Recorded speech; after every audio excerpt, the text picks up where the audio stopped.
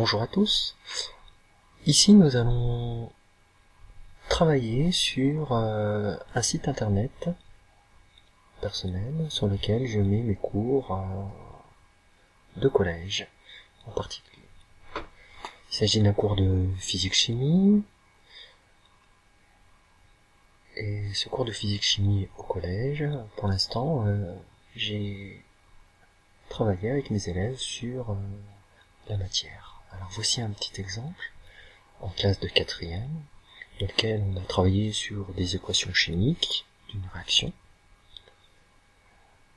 Et les élèves ont eu, par exemple, au cours, à l'issue d'un TP, travaillé sur la décomposition de l'eau. Voilà. Comme vous le constatez, nous avons besoin de nous connecter pour pouvoir avoir accès aux ressources de ce site. Ce point est important. Ça permet un petit peu de suivre le travail des élèves et de les inciter fortement à se rendre sur le site. Voici une petite activité. Donc, il y a le résumé du cours, et puis une fois le résumé du cours fait, ils ont une petite question ici à compléter.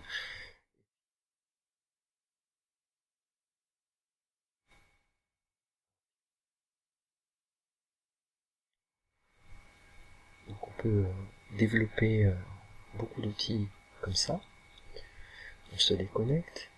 Et maintenant, je vais vous décrire la manière avec laquelle on a travaillé au premier trimestre de cette année. Alors nous avons effectué des cours en classe, on va dire en classe non inversée. À l'issue de ces cours, de manière quasiment systématique, j'ai mis en ligne à disposition des élèves des photos de ce cours. Alors au début c'était essentiellement via Pronote. À la fin du cours je mettais sur Pronote des photos. Voilà. Et ensuite nous réalisions des exercices d'application directe, suivis d'une évaluation en classe. Il s'agissait d'une première évaluation en classe afin de voir la population des élèves qui a réussi à ces évaluations. La correction se fait en classe. Les photos sont bien entendu mises à disposition des élèves. Et ensuite, les élèves travaillent en autonomie, soit à la maison, soit en classe pendant une bonne séance, ou au CDI, tout comme en salle de permanence lorsque les ordinateurs de ces deux derniers endroits sont disponibles. Enfin, il y a une remédiation finale en classe où on repose tous les fondamentaux, et il y a le devoir de la dernière chance pour attraper le retardataire.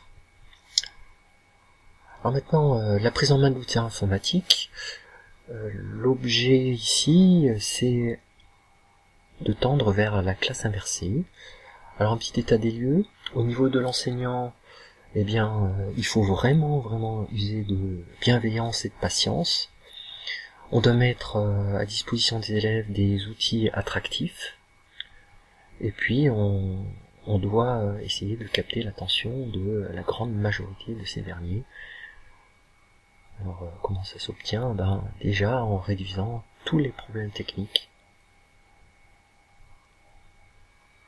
Problèmes de connexion, problèmes de chemin vers une ressource, et bien entendu, on peut toujours rêver.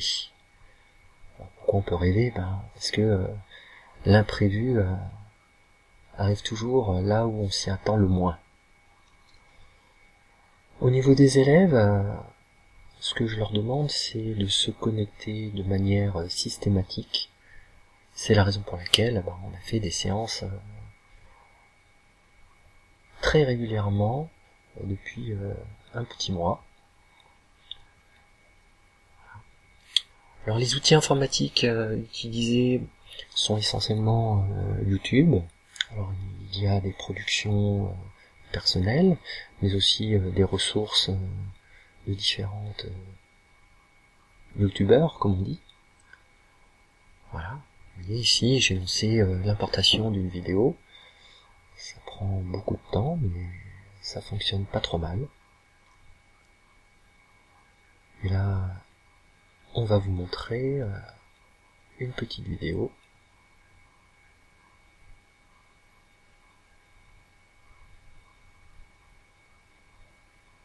Voilà. Autour du diagramme d'interaction. Alors c'est une vidéo que j'avais réalisée déjà il y a une bonne année. Cette vidéo est intéressante parce qu'elle me permet de travailler en lycée comme en collège. Il s'agit de mécanique, d'un cours de mécanique. Voilà. Donc vous voyez,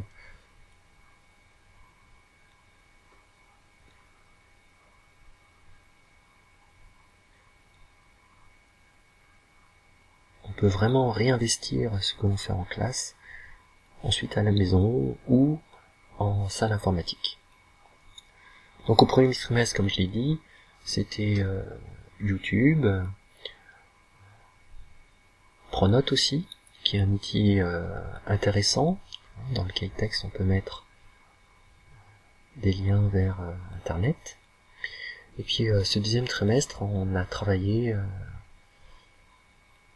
quasiment pendant 5 bonnes semaines, et ça continue encore, en salle informatique, afin de se faire la main sur tous ces outils Internet que j'aimerais que les élèves maîtrisent, voilà, afin de gagner plus d'autonomie dans leur travail, et ainsi l'enseignement devient nécessairement différencié, chacun va à son rythme, et on pourra faire plus d'exercices en classe. C'est un des buts de la classe inversée. Voilà. En bref,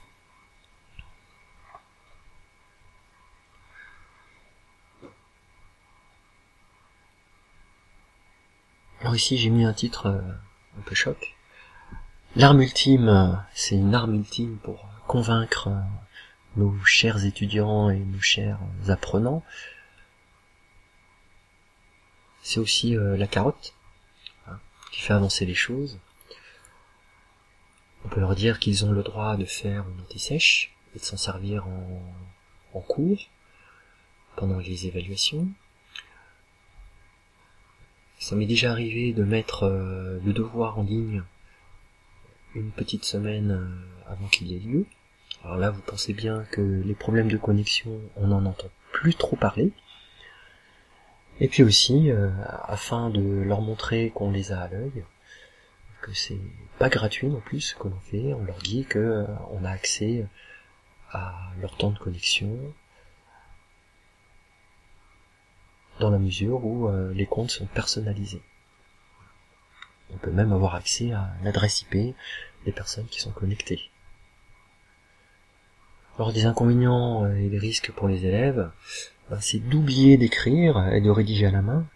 Il ne faut pas oublier que les épreuves du DNB sont essentiellement à l'écrit. De nombreux avantages. Alors tout d'abord, pour l'élève, ce dernier peut compléter ses connaissances à la maison. Il peut apprendre différemment et à son rythme, par le biais des lectures, des bandes son et de l'audio par exemple. Pour l'enseignant, il s'agit d'utiliser d'autres supports pour valoriser sa discipline, innover en permanence, se reposer sur des supports fiables et malgré tout continuer à apprendre, évidemment.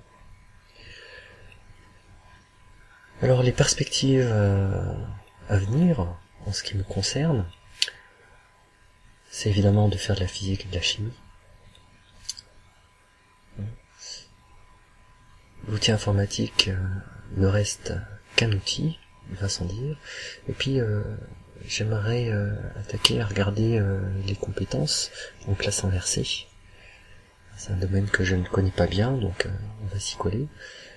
Préparation des TP, être capable de travailler avec les élèves, etc., etc. Je vous remercie pour votre écoute.